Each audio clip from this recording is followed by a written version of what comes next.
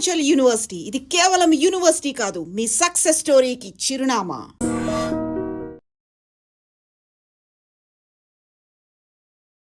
Hi, hello, నమస్తే, welcome back to iDream media. ఒక job చేసే పర్సన్ ఎవరైతే హైదరాబాద్లో ఉంటారో వాళ్ళు ఎగ్జాంపుల్ ఒక 10,000 రూపీస్ ఎస్ఐపి మంత్లీ చేసినట్లయితే, సంవత్సరంలో 5 లక్షల రూపాయలు లంసం కూడా చేసినట్లయితే వాళ్ళ గోల్ ఎంతవరకు రీచ్ అవ్వచ్చు అనే ఒక కేస్ స్టడీ ఈరోజు మనం తెలుసుకోబోతున్నాం. ఇలా నిజంగా చేసిన పర్సన్ గురించి మనం ఈరోజు తెలుసుకోబోతున్నాము. సో ఈ విషయం మనం ఫైనాన్షియల్ ప్రొఫెషనల్ అయిన గిరిబాబు గారి ద్వారా తెలుసుకుందాం ఏం జరిగింది అనేది. Let's go into the episode. నమస్కారం సార్. సార్, ఒక రెగ్యులర్ మిడిల్ క్లాస్ పర్సనే, జాబ్ వచ్చింది, నెలకి మంచి శాలరీ వస్తూ ఉంది.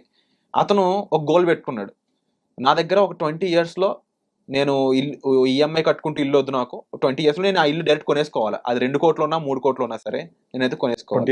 20 years తర్వాత ఇప్పుడు ఇబ్బంది ఏం లేదు. ఒక 25 years అబ్బాయి అనుకుందాం.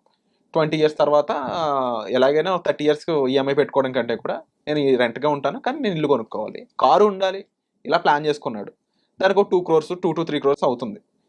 అయితే తను చేయగలిగే ఎస్ఐపి అమౌంట్ ఏంటంటే 10,000 plus 5 lakhs amount one time. అంటే ఇల్లు కొనుక్కుంటే వన్ టైం ఎలా అయితే డౌన్ పేమెంట్ పే చేస్తామో అలా 5 lakhs వన్ టైం ఈఎంఐ లాగా ఒక 10,000 rupees he can afford. So ఈ కేసులో అతను ఎంత టైం పడుతుంది అతను అనుకున్న అమౌంట్ గోల్ రీచ్ అవ్వడానికి, అండ్ ఆ మధ్యలో కన్సిస్టెన్సీ కానీ స్టెప్అప్లు కానీ ఏమైనా ఉంటాయా, ప్రాసెస్ ఎలా ఉంటుంది? చేసుకోవచ్చు.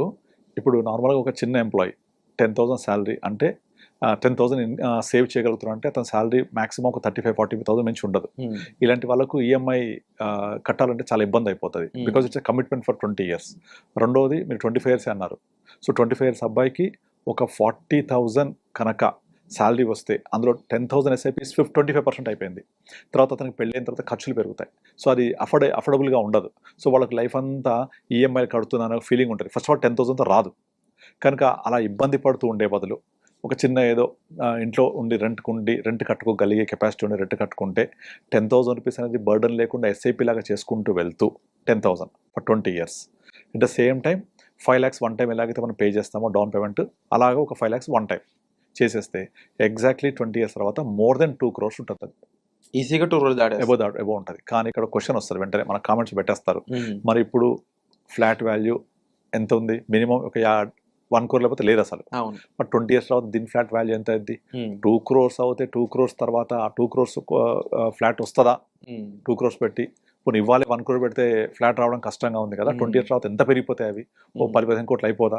మళ్ళీ అప్పుడు కూడా నేను డెఫిసిట్ అవుతా కదా అని క్వశ్చన్స్ వస్తూ ఉంటాయి కామెంట్స్. అందుకే నేను వాళ్ళకి చెప్పేది ఏంటంటే, మీరు కనుక ఒకవేళ నేను రెంట్ని ఉండి ఇలా సేవ్ చేసి ఉండే బదులు ఫస్ట్ ఆఫ్ ఆల్ మీరు కొంచెం కార్పస్ క్రియేట్ చేసుకోండి. కొద్దిగా గట్టిగా కష్టపడి ఒక 20-25,000 అంటే మీ శాలరీ 40 అయితే చేయలేరు, బట్ కొంచెం ఇన్కమ్ అర్న్ చేసుకొని ఒక 20-25,000 ఎస్ఐపి ఉండేలాగా ఇనీషియల్గా, లేదా అట్లీస్ట్ స్టెప్అప్ చేసుకుంటూ 10,000తో స్టార్ట్ చేసి మెల్లమెల్లగా 12-15 అలా చేసుకుంటూ మీ పోర్ట్ఫోలియోని అట్ ద అర్లియస్ట్ ఒక 1 CR చేసుకొని ఇక 1 CRకి రీచ్ అవ్వడానికి ఒక 2-3 years ముందే మనం రీచ్ అవుతామని అర్థమవుతున్నప్పుడు ముందే మీరు ఒక మంచి 3 yearsలో పొజిషన్లో వచ్చే ఒక ఫ్లాట్ కొనుక్కోండి. ఆ ఫ్లాట్కి 2 కండిషన్స్ ఉండాలి. ఒకటి లోన్ ఎలిజిబిలిటీ ఉండాలి, 2 రెరా వచ్చి ఉండాలి.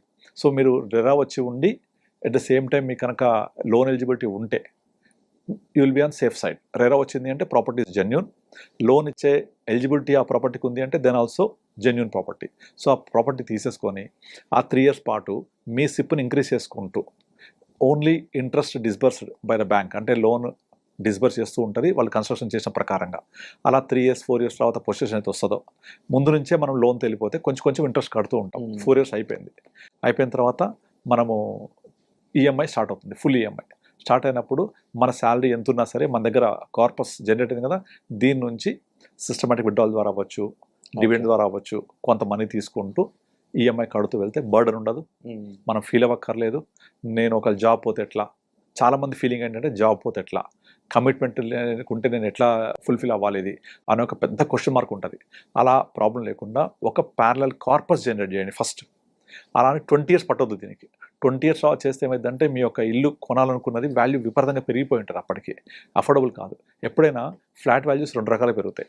మీరు కొనాలనుకున్న ఫ్లాట్ ఏమో బాగా పెరిగిపోద్ది కొత్తది కాబట్టి, మీరు కొనుక్కున్న ఫ్లాట్ ఏమో వాల్యూ తగ్గిపోతుంది, డిప్రిషియేట్ అవుతుంది. గమనించిందా?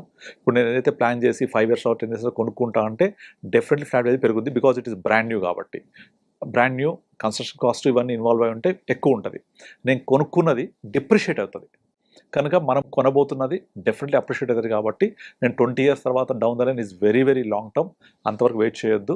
మీరు అన్నట్టుగా మనం ఒక 8-7 ఇయర్స్లోనే పర్చేసింగ్ ప్రాసెస్ స్టార్ట్ చేసేయాలి. ఇక్కడ నుంచి 10 ఇయర్స్ తర్వాత మీ ఈఎంఐ స్టార్ట్ అయిపోవాలి, అంటే హాఫ్ పీరియడ్ తగ్గిపోవాలి. అండ్ మీరు దానికోసం ఇక్కడ నుంచి కనీసం 5-6 ఇయర్స్ డెడికేటెడ్గా ఒక మంచి ఎస్ఐపి చేయాలి. డౌన్ పేమెంట్ చేసినా అనుకుని కొంత లంసమ్ అమౌంట్ పెట్టుకొని ఒక 6-7 ఇయర్స్ తర్వాత ఇమీడియట్లీ 4 ఇయర్స్ పొజిషన్ ఫ్లాట్ తీసేసుకొని దాని తాలూకా ఈఎంఐ బ్యాంకర్ ఏదైతే లోన్ రిలీజ్ చేస్తూ ఉంటాడో కన్స్ట్రక్షన్ ప్రకారంగా మనం ఈఎంఐ కడుతూ ఉంటాం. సో మన ఒక డిస్బర్స్ అమౌంట్ తక్కువ ఉంటుంది, మేజర్ అమౌంట్ అంతా ఇన్వెస్ట్మెంట్కి వెళ్ళి ఉంటుంది 10 ఏళ్ల తర్వాత ఆర్ 8-9 సంవత్సరాల తర్వాత. లేదా ఇంకొంచెం ఎక్కువ ఇన్కమ్ ఉంటే ఈ ప్రాసెస్ ఇంకా ముందుకు తేవాలి. ఒక 2-3 ఇయర్స్ తర్వాత సిప్ స్టార్ట్ చేసుకొని 3-4 ఇయర్స్ తర్వాతే. నేను చేశాను అలా 2-3 క్లయింట్స్కి.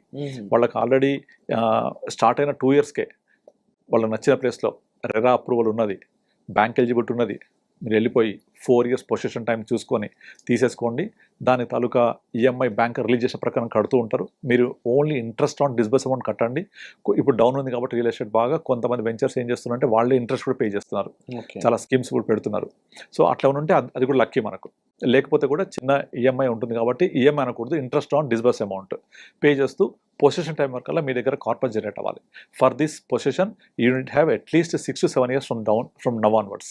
ఇక్కడ నుంచి 2-3 ఇయర్స్ ఫుల్ అక్యుములేషన్, అక్కడి నుంచి 4 ఇయర్స్ పొజిషన్. సో 7 ఇయర్స్ తర్వాత మీ చేతిలో ఓన్ హౌస్ ఉంటుంది, ప్లస్ మీ దగ్గర కార్పస్ కూడా జనరేట్ అయి ఉంటుంది. అప్పుడు ఈఎంఐ కట్టగలిగితే కట్టేసేయండి, let it grow the corpus. Capacity లేదు, జాబ్ పోయింది, use this corpus to repay the loan కంటిన్యూస్గా. మళ్ళీ ఇక్కడ కార్పస్ ఉంది కదా మొత్తం పే చేయొద్దు. సో పే చేస్తే మీ రిటైర్మెంట్ కార్పస్ కూడా డిస్టర్బ్ అయిపోతుంది. దీన్ని రిటైర్మెంట్ కార్పస్ లాగా అనుకొని మీరు ఆల్రెడీ ఏదైతే ఈఎంఐ స్టార్ట్ అవుతుందో కట్టగలిగితే కట్టాలి, కట్టలేకపోతే దీని నుంచే తీసుకుంటూ ఈఎంఐ కడుతుంటే బర్డన్ కూడా ఉండదు. అలా ఒక నెక్స్ట్ ఇంకో 10 ఇయర్స్ తర్వాత లోన్ ఆల్మోస్ట్ 50-60% క్లియర్ అవుతుంది. మార్కెట్స్ ఒక్కసారి జంప్ కొడుతూ ఉంటాయి ఒక 2-3 ఇయర్స్. అలా బాగా జంప్ కొట్టినప్పుడు కొంచెం ప్రాఫిట్ బుక్ చేసి కట్టడం. అలా ఒక 10 ఇయర్స్లో అంటే కంచి 14-15 ఇయర్స్ తర్వాత మీ లోన్ అంతా క్లియర్ చేసేసుకుంటే మీ కార్పస్ ఏదైతే జనరేట్ చేశామో అదంతా మన దగ్గర ఉండిపోతుంది. నార్మల్గా చాలామంది సిస్టమేటిక్ విత్డ్రాల్ ప్లాన్ అని చెప్పేసి ఇన్వెస్ట్ చేసేసి బ్యాలెన్స్ ఫండ్స్లో నెక్స్ట్ మంత్ ట్రై చేస్తుంటారు. అలా చేయొద్దు. మనము ఒక 1 ఇయర్ డెఫర్ చేయాలి, జనరల్గా చెప్తూ ఉంటాం మేము. అలా డెఫర్ చేస్తే కార్పస్ గ్రో అవుతుంది కదా, దాని నుంచి తీసుకుంటూ ఉండాలి. సో మన బేస్ అమౌంట్ డిస్టర్బ్ అవ్వదు. సేమ్ అదే విధంగా ఫస్ట్ 7 ఇయర్స్ ఇన్వెస్ట్ చేస్తూ పోయి ఆ ఇన్వెస్ట్ చేసిన దాని నుంచి వచ్చే రిటర్న్స్తోనే మీ ఈఎంఐ కట్టేలాగా ఉండాలి. సో చాలా క్లియర్గా టైం లైన్ చాలా ఇంపార్టెంట్ అండి. ఇక్కడ ఏ టైంలో మనం ఇన్వెస్ట్ చేయాలి, ఏ టైంలో తీయాలి, మళ్ళీ ఏ టైంలో మనం ఎక్కడెక్కడ పెడుతున్నాం దానికన్నా ముఖ్యంగా ఇక్కడ రెరా అప్రూవల్ చూసుకోవడం కానీ, లేదా ఆ మధ్యలో డిస్బర్స్డ్ అమౌంట్ అని అది లోన్ మీద అయి ఉండొచ్చు కానీ అది పే చేయడం అయి ఉండొచ్చు. అండ్ 4 ఇయర్స్ తగ్గే టైంకి మన దగ్గర ఎంత కార్పస్ మనం బిల్ చేసుకోగలుగుతున్నాము, ప్లాన్ చేసుకోవాలి. ప్రతిదీ ఆ టైం ప్రకారం ప్లానింగ్. ఇల్లు అనేది ఒక ఎమోషన్, అది దాన్ని ఎక్వైర్ చేయాలి అంటే చాలా మంది నేను చూస్తూ ఉంటాను, దానికి వచ్చిన వాళ్ళందరూ కూడా ఎమోషన్ తోటి ఇలాంటి ప్లానింగ్ లేకుండా ఒక ఇల్లు కొనేసుకొని ఒక ఊబిలో ఇరుక్కుపోతారు. బట్ సార్ ఈఎంఐ కట్టలేక, శాలరీ సరిపోక. 100% ఇప్పుడు కొత్త ఏంటి ప్రాబ్లం, నా జాబ్ ఉందా పోద్దా, అది ప్రాబ్లం. బట్ కార్పస్ క్రియేట్ చేయరు. బట్ మీరు చెప్పిన దాంట్లో క్యాలిక్యులేషన్స్ టిపికల్ గా ఉంది, కానీ 14-20 ఇయర్స్ లో మనం అనుకున్నది రీచ్ అయిపోతుంది కదా.